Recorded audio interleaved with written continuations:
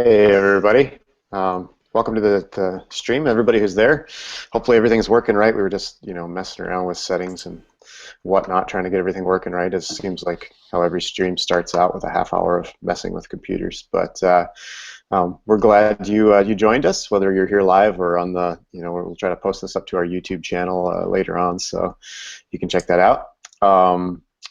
Just for those who don't know, we're FlipFly. We've got most everybody who's working with us here in the stream. A couple guys who are not here, but I'll do some introductions. So I'm Forrest.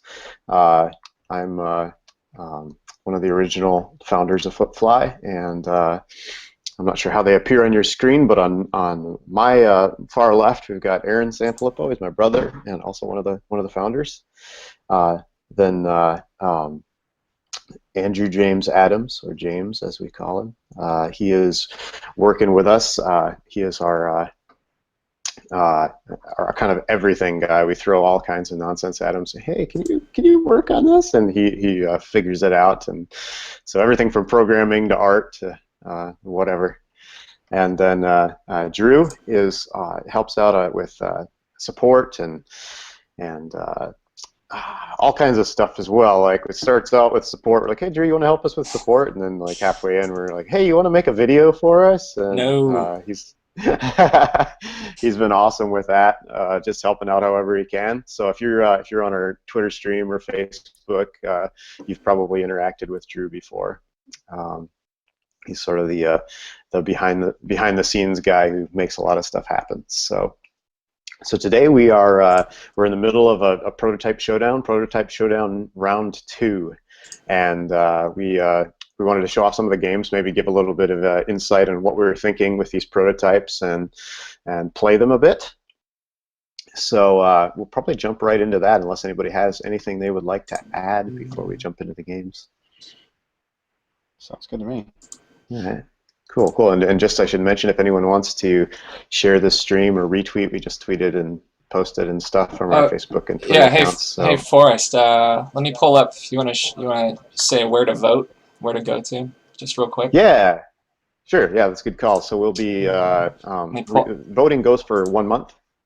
Sorry, how's that? I'm pulling that up on the screen so people can see. Great. Yeah, voting goes for 1 month. That's how we've been doing these rounds, and I should step back and give you the idea of what the prototype showdown is. Basically, we decided that rather than us having a bunch of prototypes internally that we kind of look at and review and decide which one we're going to make into a full game, we were going to involve anybody and everybody who wants to be a part of what we're doing here to decide what we're going to make into a full game. And the way we're doing that is we put up 2 prototypes on our website. We call it Prototype Showdown, and people can log in and they can vote and say which one they want us to make into a full game. And basically it runs like a tournament. So the winner of each round moves on to the next tier, and eventually we'll end up with one winner of the entire tournament, and that's the one we're going to make into a game. So you can do that at flipfly.com/vote. And we've got those links posted everywhere. You probably see it on your screen right now as well. There's also, once this stream comes down, we'll pop up a YouTube video that explains the whole process again if you're confused at all. So if you're on the website now, you see this stream. Once that's done with, we'll pop up a video, an explainer video that Drew made. It's pretty cool. That explains how the prototype showdown works. So please feel free to shoot us questions. We probably try to get to a few of those during the stream here. So if you got something on Twitter, or Twitter's probably the best way, we'll get that right away. Or on the Twitch channel chat, twitch.com/flipfly is our Twitch.tv. Twitch stream. So, Twitch.tv. Yeah. Okay, say that one more time so that everybody gets it. Yeah. Sorry, it's twitch.tv/flipfly, I believe. Is that right? /flipfly. Okay. Yeah. There we go. We'll get it eventually. I was going to flub that 20 more times before I got it right. So, cool. So that's that. I think I covered everything. Yeah. Do we want to say anything about the previous round, or we want to dive right into round 2? I think if anybody is interested in the previous round, just go to that flipfly.com/vote. At the Yeah. bottom of the page, there's a link to the previous round. Which I am And showing there, right here. yeah. And so you can see how the voting went. You can see the video, and you can still download and play those prototypes as well. So right now we've got 4 playable prototypes that you can download on our website, and we're cranking them out. So, All right, of course, cool. as always, these are prototypes. These are pre-alpha, so no guarantees. Stuff's broken, as should be expected. All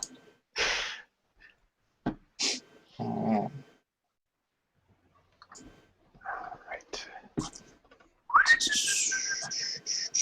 Let me make sure I don't get any crazy audio here. Sure. All right, sure. so what do we want to do first? Let's bring up the last colony. Cool. All right. So, Aaron, you want to maybe give a little history of the last colony, where it started? Yeah, sure. So if I recall, the last colony was probably the first game that the first prototype that we made after we went full time with Flipfly. It was Ludum Dare, however you pronounce it, game. And so we made it in a weekend, in less than 72 hours, the initial prototype. And I'm trying to remember what the theme was that we had to match, but it was kind of modeled after Missile Command, where it's just kind of like you're defending cities or whatever. So we thought it was like, it was essentially supposed to be like a shooter strategic ant hybrid, I guess, where it's like you're the ant hill and you just kind of click to shoot out your ants and fight. And we put it out there and people really seemed to like it. And for a few weeks there, we were actually talking about making it into our next full project. And then I guess Race of Sun just kind of won out in our minds or whatever for what we were going to do. So so we just kind of put it on the shelf. And now this was the first opportunity we've had to work on it again. So this version is a little more advanced than the original prototype from a couple years ago. A little more strategy. You kind of have to manage like the choice between fighting incoming enemies versus collecting food. And when you collect food, it gives you more ants, and so there's just kind of like a little bit more tactics in it, I guess. So that's the basic gist of it. Still a lot of things we'd like to do with it, but this version, it's pretty fun already, I think. So Yeah, so I can pull it up. Cool. I can go ahead and pull it up now. Cool. So yeah, it's as just if you've played it or you see it in the stream, you can see it's kind of changed a bit from a shooter, and we've struggled a bit with genre definitions for this because a lot of people kind of identify it as a tower defense, but it's a little different, I think, because the ants themselves are not they're not 100% predictable. It's not like you just take aim and fire them. And they're not like units that you set out and that just kind of do their thing. Instead they're just they actually, I mean, even in this early stage, I feel like they kind of behave like bugs. They have their own little AI. Each ant has its own logic and makes decisions. Sometimes the decisions are bad, which is frustrating. But I actually kind of like that, as I feel like they're bugs. They should do stupid things, right? Right. Yeah, I know in the original prototype it was basically just everything was kind of randomized. I mean, it's all pretty much randomized as well, still, but it was just like the number of ants in a round would increase a little bit each round, and then eventually you just kind of get overwhelmed. But you could get way ahead with the number of ants you had in your anthill, and just kind of keep playing forever until you got bored. And I think that was the one thing I set out to fix in this prototype, just because I feel like, I guess what I appreciate in a game is like, it should be difficult, but you should learn something every time you play, and then take that to the next round. And so, I guess this version is quite a bit more difficult than the original prototype. I've also been playing a lot of Spelunky and Downwell.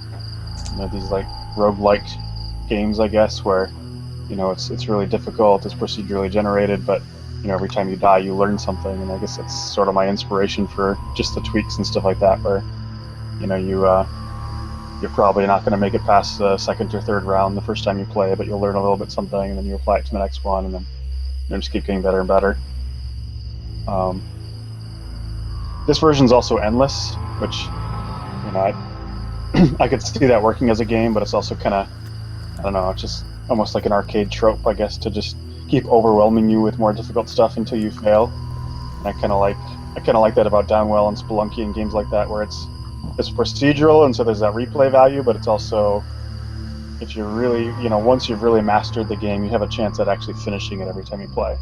And I think I kind of value that in a game now more than I did before, I guess. So, you know, once you're really good, you can excel at it and maybe, you know, master it to different degrees and stuff like that. So I guess where I see the game going right now is maybe it's divided into like 20 or 25 rounds, and, you know, each one of those 5, you know, maybe it's a set of 5 rounds. It's fairly easy, and then it ramps up a little bit, and you got to use different tactics and strategies and stuff like that, and you know, different randomized elements thrown at you. So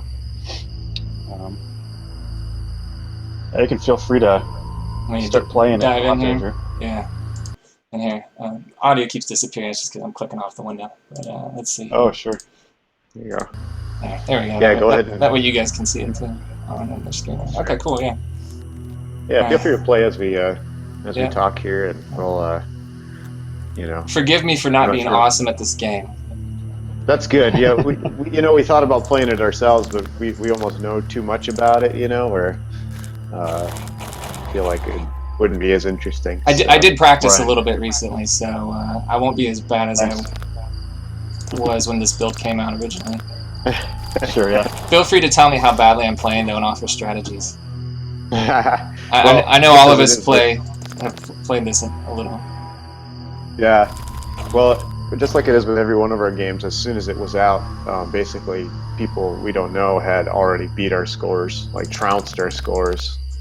And they're kind of like, oh, we're pretty bad at it. We don't, you know, we only got this, and it's twice what we've ever gotten.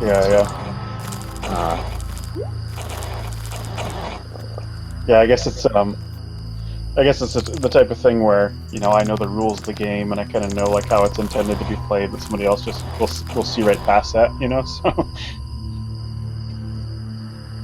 the big thing that you got to know right away about the game is that, you know, if you send out one ant versus one enemy ant, they're both equal, and so there's kind of a 50% chance that your ant is going to get killed there, and then he actually has health. So if he didn't get killed by that one ant, then he's almost dead, and so if any other ant attacks it at all, it's gone. And so, yeah, you know, what I usually do is just, if an ant comes, I try to send 2 ants for every one of them, and then just try to like divide and conquer that way, where it's like, you know, take the one that's closest to your anthill first, send 2 or 3 ants against it, and then, you know, kind of move on to the next ones after that. Uh-oh, I'm out of ants. Oh, there we go. This is gonna go badly. Oh no. Yeah, that's definitely the immediate habit I developed is I send 2 ants out for every ant. That was pretty quick once I realized how that worked. That's like you're playing your chances. There's a lot of little weirdness in there as far as like, you know, exactly where the ant happens to attack and that kind of thing. Yet, you know, Right. Not quite predictable, which, like I said, I kind of get that, but. Yeah, it's kind of cool if there's a little bit of chaos. And the food is a little bit interesting. The way it works is like, food has a maximum number of ants that can be carrying it. So I think for the little seeds it's like 5 ants, and for the big ones it's 8 or 10. And so if you send more than that number at it, then the additional ants will just kind of ignore it. And so you can kind of use that to your advantage, because the other thing is that if an ant is carrying food, it's just going to ignore the fact that it's being attacked. And so that can be really bad if you got, you know, 3 ants carrying something, and then something comes up behind it and starts munching on it, you know, and suddenly they're all dead. So I think that's actually something I'd like to address. But for now, it's like you can just kind of like send more and more ants, and once the food is kind of maxed out, then they'll just kind of climb over and start attacking the ones behind it. So. Oh no! Oh no! Oh no! Oh, I survived that. I'm surprised. It seems like it gets really tense, like for a game about, you know, it's just this one little situation you're in, and to me it's like I get to a certain point where these ants are closing in on me, and it feels seriously dangerous somehow. Mm-hmm. Yeah, I'd like to have more surprise in the game. You know, just like maybe there's an enemy type that has wings and it kind of just flies in and lands like right next to your hill, or just flies in and like lands in the middle of your ants or something like that. You know. Mm-hmm. So, James, you helped out with some of these bugs, right? I saw the spiders. Yeah, I actually. Hello, everyone. You're hearing my voice the first time. Yeah, I did some of the art, the lollipops, the seeds, the spider. It was an interesting job, this one for me. Not so much programming, but to focus mainly on the visual for this project was kind of a relaxing situation. It was a bit difficult though, because as you guys know, um, I have an almost phobia level fear of insects. So to look up reference photos in Google and have to like sort through images of spiders and beetles and millipedes and ants, it was kind of it was a tense moment for me. It was a bit emotional there to make low poly spiders. It was but I think it turns out really well. The game plays really well. They're better for it, different enemy types and things, and it was really interesting. So I had a bit of the background on how the game worked and a good idea of the visual style, but when I got to finally play the prototype, it actually aligned really well with what I thought the game should be, and it plays really well, and I think it has a ton of potential. Like Aaron was talking about, with so many different insect types you can put in the game, surprises, different food types. Yeah, so I'm really excited to see where this one would go if it got picked. I think I won. Yeah, me too. I think this happened to me once before too. I couldn't quit. I like got stuck between rounds somehow. Did it kind of lock up? Is this one of those symptoms of being a prototype? Yeah, totally. But hey, check it out. I got through what, eight rounds, and I got 35. Yeah. That's probably one of my best in this build. I think this is an attribute that we look for in our endless games, is that if you keep playing it, your score should keep going up. And that's actually kind of hard to pull off. Just because it's like it's easy to max out your skill, and then it's like, okay, I get to round 10 and that's as far as I can get. But you should be able to tweak your strategy and learn a little something new, and then be able to get farther. So I guess it's a sign that it kind of has a semblance and balance. Right. I think there's a diminishing return on that though, because you get so many ants in the hill, and you're sending so many out that it almost becomes an unmanageable count to deal with an entire colony of 100 ants. Right. Yeah, exactly. So I guess my ideal situation for the game would be you play it at first. It's really difficult. Maybe you fail. To get to level 4 or 5. For the first 20 minutes of play, and then you kind of learn some new tactics, and you get there, and then you come to a boss battle, and the boss is just gonna probably wipe out most of your ants unless you're really good. And so there's just that tense moment where it feels like you're gonna totally lose, but eventually you get good enough to beat that one, and then when you beat it, there's some kind of reward that refreshes you and lets you kind of do that cycle with levels 5 to 10. And so it's just that managing that tension of just try to prepare for that boss battle. Just like any other good game where it's you stock up on potions or whatever, or you try a different tactic, you come at it from a different direction or whatever, and then it's just that learning experience, I guess. And maybe that actual experience is randomized too, so maybe one time it's the spider on level 5, and a different time it's a wasp or a millipede or something like that, and so they're just kind of every time you play it's going to be a little bit different, and when you see that, it's okay, I know how to deal with that guy. So there's maybe power-ups or strategies that work with that one, but you kind of have to just learn how the game works every time you play a little bit more. Yeah, there's always that.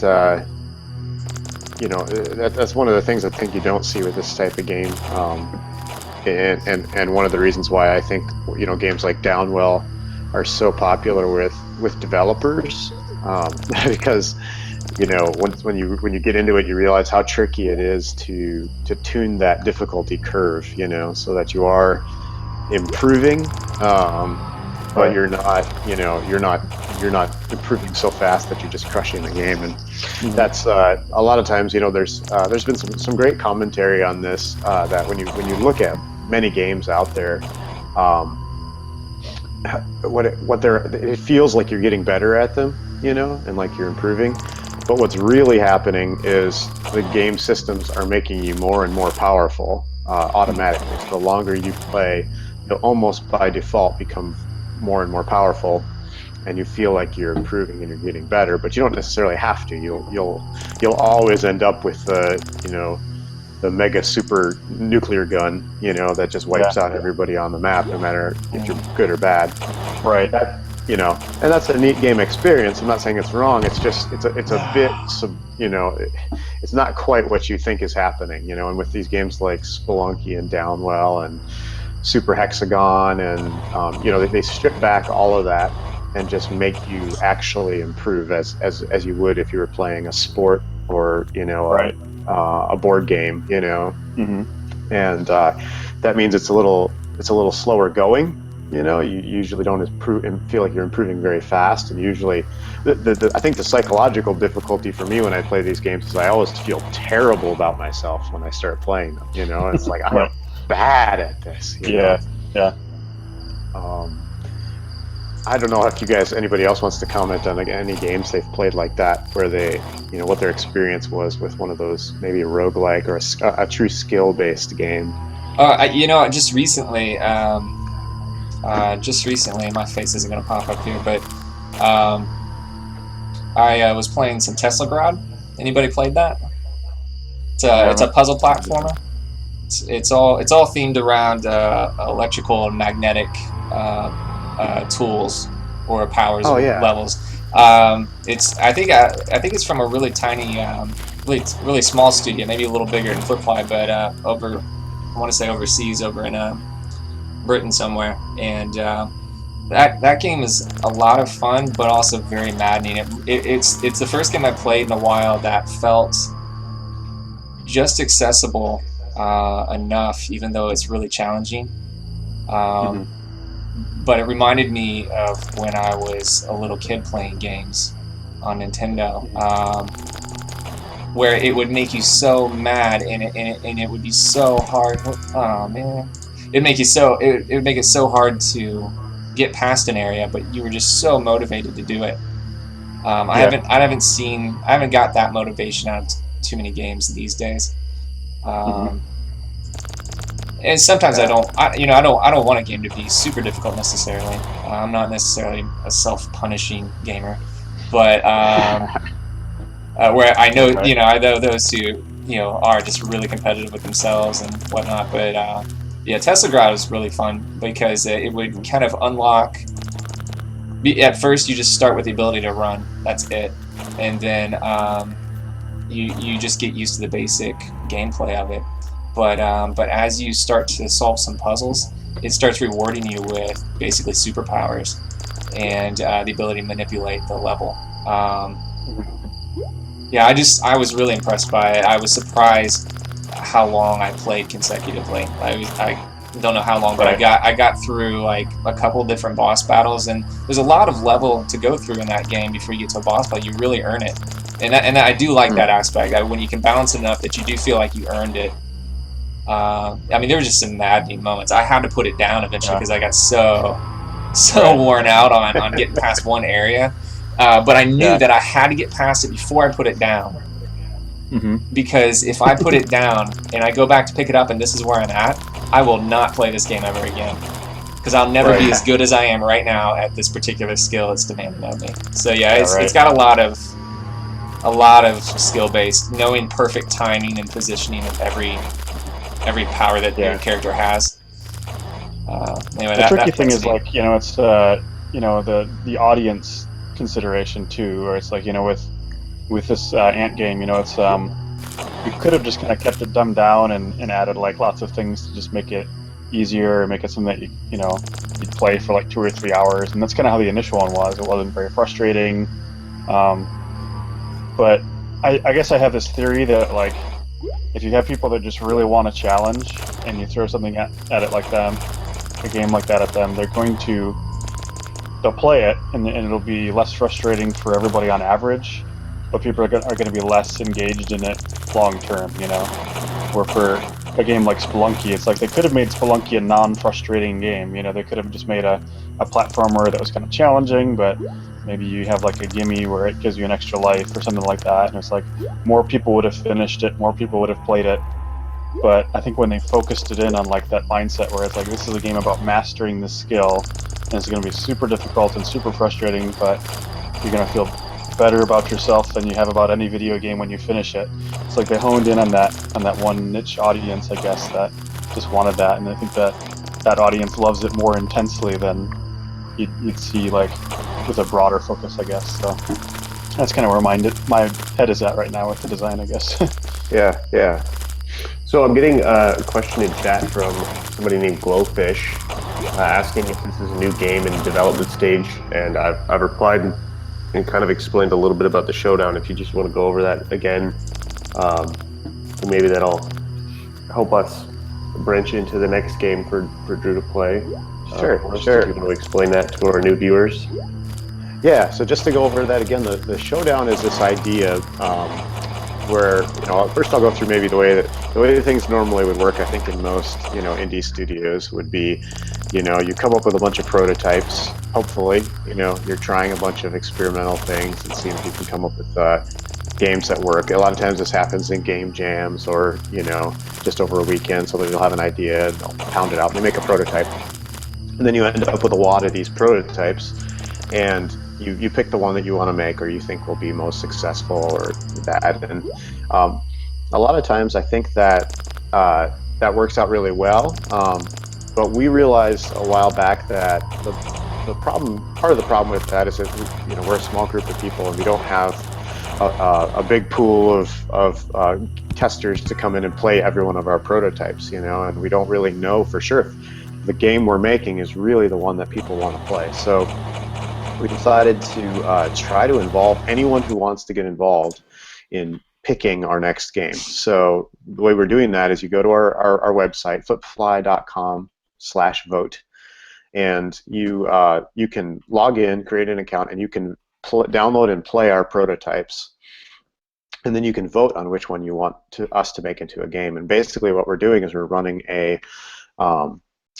actual, like a tournament, like a basketball tournament almost, where each round we'll pit two games against, or two prototypes against each other, and the winner of that round will move on to the next tier.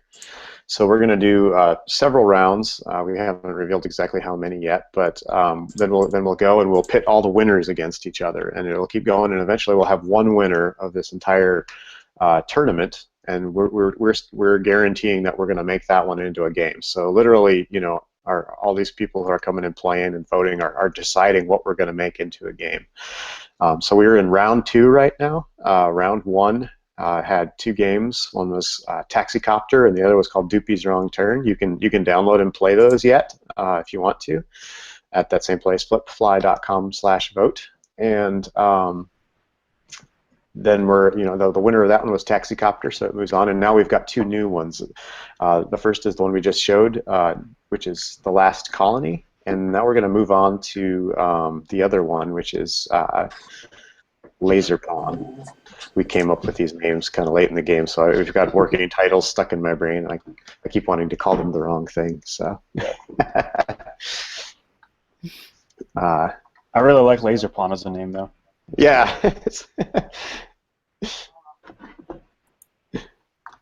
We figured James was really strong on the laser. He felt like it had to have lasers in the title because lasers. Right. It's a selling feature in and of itself. It is, honestly, and the effect that's provided visually, which you'll see shortly if you've not seen it before, it totally feels like lightsabers in motion, and I can't think of a better way to have shown lasers. That to me, I could watch Drew play this for 4 or 5 hours, even if it's the same level over and over, because I'm just one of those people that's in love with lasers. I'm sure there's people like me though. So. Oh yeah. I was obsessed with lasers as a kid. I think I read a book on them. It's one of those 50s era books, you know, lasers were this new cool thing, you know, and they had all of this information about lasers and masers and all the variations of them and how they work. Right. Yeah, I was that type of kid. So did you want to talk a little bit about the design of this game for us? Yeah, so this is an attempt at matching up two things. So it's very experimental, and it's kind of like, does this work or doesn't it? You know, we're still in that phase of figuring it out. Like, how does everything come together? It's a puzzle game with action elements. So things are happening in real time. Basically, you've got these levels, and forgive me if I'm kind of behind on the stream itself. I don't think I'm seeing everything in real time, but I'll just kind of describe generally what's happening. So you're in these little, you know, gameplay spaces. You can move from spot to spot with your character, and you can pick up weapons and take out the enemies. The enemies represent chess pieces, and they, instead of moving in the directions of chess pieces, they shoot like chess pieces. They shoot lasers out, and you also have laser weapons that you can take them out with. If you step into the line of fire, basically, at any time, you just die, so you can't, you know, you have no second chance, and you start the level over if you die. So really, what you're trying to do is clear the path to get to the end of the level, and you have very limited ammo. So each weapon that you pick up can only be used once, and if you make the wrong shot, basically you're dead. So you can kind of see, as Drew's getting into some of the stuff here, that when you fire at a weapon, it actually goes off and shoots all of its lasers at once, which will also set off the other pieces around, and so that way you can actually chain react and clear more than one enemy at once, and that's kind of the core of the game, I guess, where you're getting into figuring out these puzzles. So, James, James had actually programmed the original prototype of this, which was in 2D. So he made all the tech behind this. I don't know if you got anything to share about that. The engine does a fair amount of the work, but yeah, it was really an interesting 2D model, and it played differently from the final version we have here. I think we made a lot of improvements, especially the recommendation from Forrest to go 3D. But it was a learning experience for me in dealing with making the checkerboard and having it basically expand almost infinitely if we wanted it to, but then also removing them a row at a time and dealing with those code constraints, as well as the chess piece movement. And the biggest challenge when it came down to it was the laser chaining, that ever so wonderful board clearing feature that you mentioned. Getting an enemy to shoot another enemy to shoot another enemy, and sort of that. There's a mechanism. It's really powerful. I think it's a Rube Goldberg machine. Yeah. Right. It's like a laser-driven Rube Goldberg machine, and that it was fun to work on. Some of the bugs that came up during that were really exciting. Really, really exciting. There was an instance where I would shoot an enemy and the laser would go off and it would shoot another enemy, and then for some reason they would stay there, but relative to the player. So every enemy you shot, their laser stayed on the screen, and you just walked around with like this field of lasers around you, like some sort of Resident Evil scene in a movie. It was really fun to play with, but I like the end result. I think it plays really well. All right. Cool. Yeah.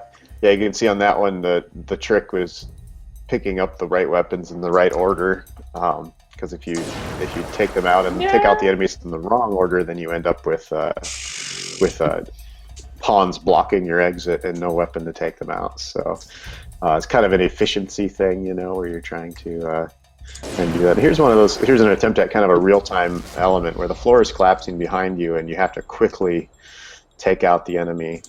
So it's sort of a timer, kind of like a chess timer. Uh-oh.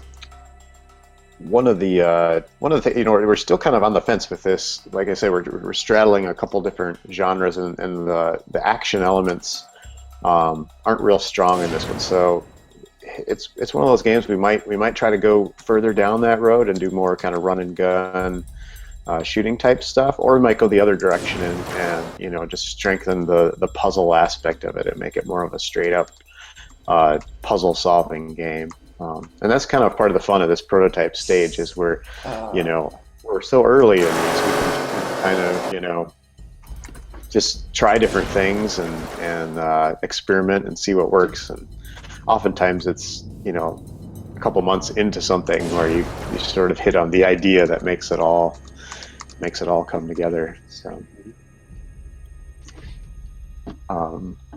Oh no. Actually, Glowfish again made a comment, and he said that this could be an excellent speedrunning game, and I think that sort of plays to the benefit of both puzzles and action, like you were talking about. So that's not a bad idea. That may be something in the future. Ah.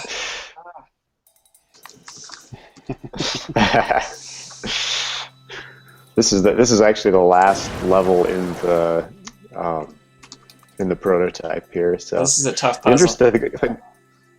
Yeah, there's a memory aspect to it, where you remember the arrangement of the pieces, which I sort of think could become really interesting if there were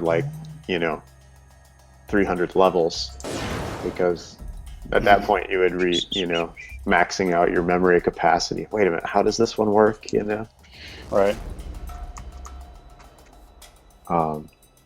We've wondered about the possibility of doing random or procedural generation with this game, which could take something kind of complex, as James mentioned, and turn it into something really complex.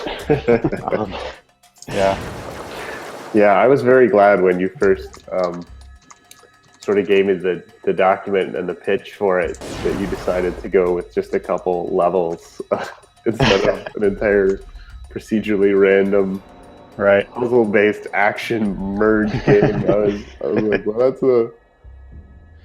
Yeah, I think it's kind of like competing goals almost. I think what's cool about this prototype is the fact that you do have to think through those puzzles. It's not hard to imagine you could have little hand-designed chunks that are strung together, where it's like you said, you memorize this pattern and then you've learned it and now you got to get through it, and maybe there's just some fun repeating that. But it's hard to imagine a totally procedurally generated thing where it's you'd have to kind of calculate making sure there's a set of moves through it and stuff like that. It's kind of a computer science-y problem, I guess, but yeah, sort of how far is the knight from the bishop at all times, and is that a passable area depending on the weapons made available in the last 5 levels? Yeah, it's that would be. You kind of had that dilemma with your match, James, a while back, where you were contemplating doing procedurally generated, but it seems like you kind of settled on more hand design. And I think one thing that's cool about that is the patterns look like they were designed. It's symmetrical, and it's it feels like a human designed experience, I guess. Yes. You won, Drew. Oh man, that last one. I like that last puzzle. I really like that last puzzle. Mm-hmm. We had some good feedback internally on this one, so it wasn't nearly as strong the first time through. But we added some more elements that kind of made it ramp you up to that higher difficulty. Mm-hmm. I do feel like it's kind of just eased you into all of the mechanics by the time we get done with the prototype.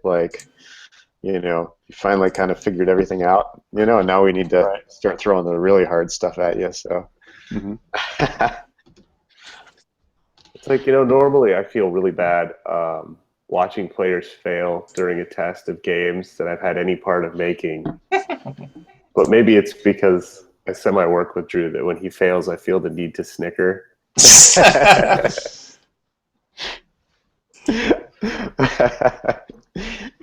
Is it, I think isn't chess kind of, by its very nature just a little bit of a game of just like superiority? You're kind of like you're watching the other like their player make their move, and you're always waiting for that moment when you can kind of say, "Ha ha, no, that's the wrong move." Yeah, Right. yeah, maybe some.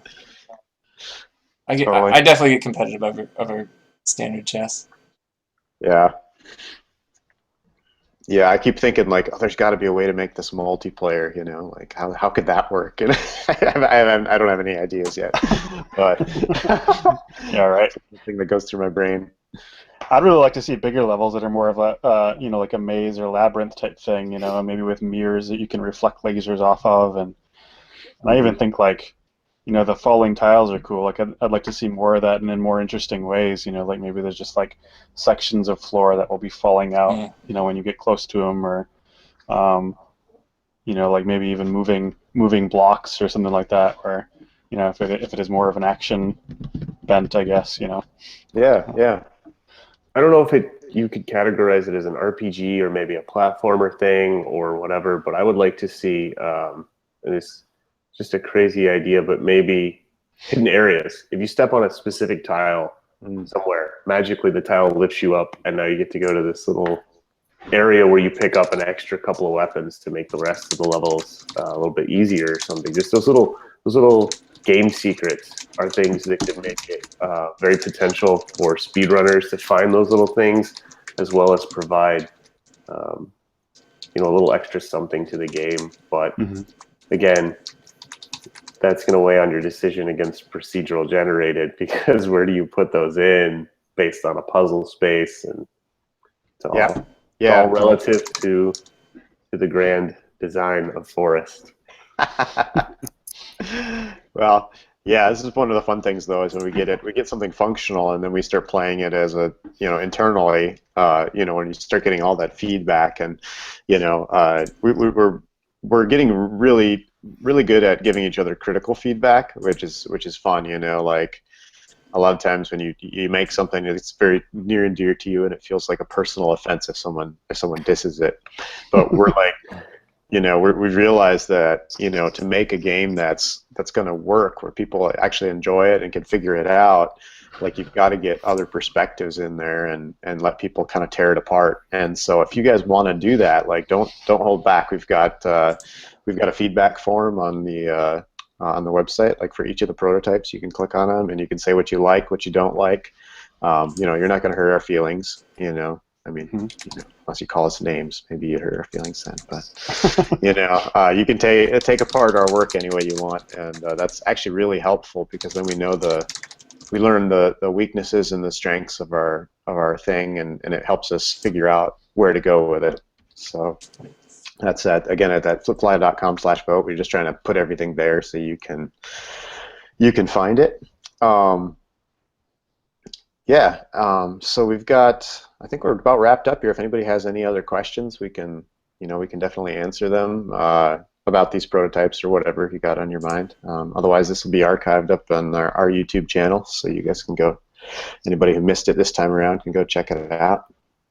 I'm just going to go ahead and just for, I don't know, record's sake or otherwise, I'm going to go ahead and just let folks know right now, not to sway your vote, but Laser Pawn is at 44%. The Last Colony is at 56% at the time of this recording. So you definitely go visit that site and make sure that the best game wins. I'm not going to I'm not going to pawn touch. I'm not going to tell you which one's better, in my opinion.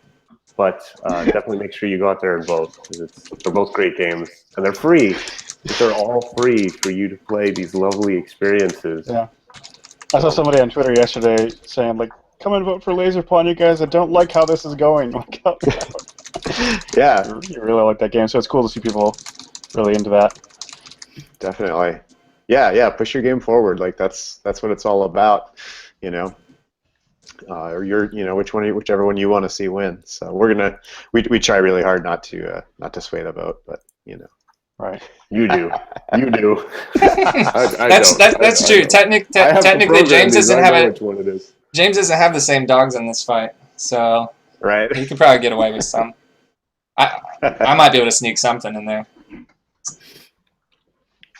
Yeah. Cool. Well, I think that's all we wanted to get through is you know, let everybody get see the games and tell them what we've got going on. If anybody wants to, you know, keep the conversation going or have you know, has questions for us, we're always around on Twitter and yep, check us out there. We're happy to answer any questions. You know, anybody else got anything we need to say? Yes, our Twitter feed is @FlipFly with 2 P's. Yeah. Yeah, FlipFly has 2 P's. I probably should clarify that. If you type it wrong, you'll usually end up at the right place anyway. But Right. So. What's wrong with you guys? You guys can't spell flip? No, misspelled. Yeah. Actually, I'd like to thank Drew for being our playtesting guinea pig and our technical streaming expert today. Thank you for being the guy. That guy. Yeah. Wow, Yes, thanks, thank you, James. Coming from you, that means a lot. Of course, the stream's not over. I'm sure I'm about to break everything. Right. Cool. Well, thanks for joining us, everybody who's here, and thanks for watching on YouTube. And have a great day. Go vote. All right. Now we're gonna have that awkward moment where we wait for Drew. He tries to find one of the 20 windows where the off button is. Hey, quiet, everybody. I'm about to mute you. You're gone.